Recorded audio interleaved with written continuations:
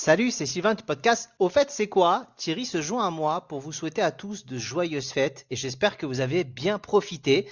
Comme vous le savez peut-être, Thierry et moi sommes fans de sport et de foot plus particulièrement. Et au moment où j'enregistre, nous sommes le 26 décembre et donc c'est le jour du Boxing Day. Mais au fait, c'est quoi le Boxing Day?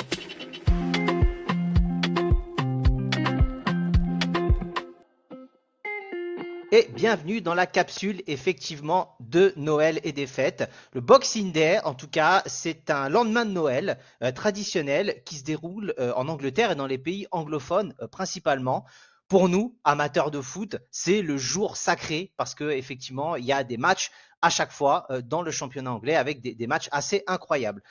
Tout ce qu'on sait, c'est que depuis le 26 décembre 1871, nos voisins britanniques ils profitent d'un deuxième jour férié pour digérer les interminables repas de Noël et pour pouvoir un peu s'en remettre, citrate de bétaïne inclus. Au menu, effectivement, vous avez de gros matchs. On a par exemple Burnley-Liverpool et Manchester-Aston Villa aujourd'hui. Mais d'où vient le nom Boxing Day? Alors, il y a plusieurs versions.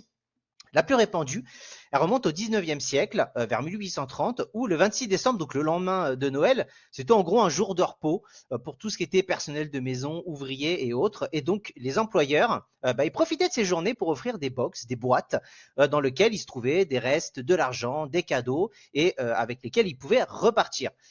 On a également, pour certains Britanniques, ça remonte bien plus loin au XVe siècle, où les pauvres recevaient un peu d'argent collecté dans des boîtes qui se trouvaient dans les églises, et donc ce qui effectivement était le lendemain du Boxing Day.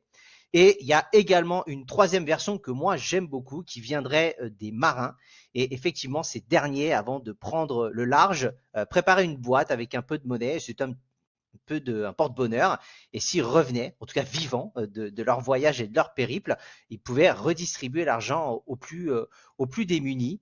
Le Boxing Day, concrètement, c'est le jour de la fête de la Saint-Étienne, qui est le premier martyr chrétien.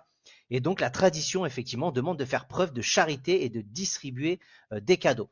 Donc on voit de base, ça n'a strictement rien à voir avec le côté foot et sportif, mais dorénavant, c'est celui-ci, en tout cas pour nous Français, qui va prédominer et que l'on va se souvenir. Mais voilà, bravo à nos pays anglophones qui, eux, n'oublient pas d'aider les plus démunis et de pouvoir profiter de beaux matchs de foot. En tout cas, c'était le mot de la fin pour cette capsule. Comme d'habitude, retrouvez-moi après le générique.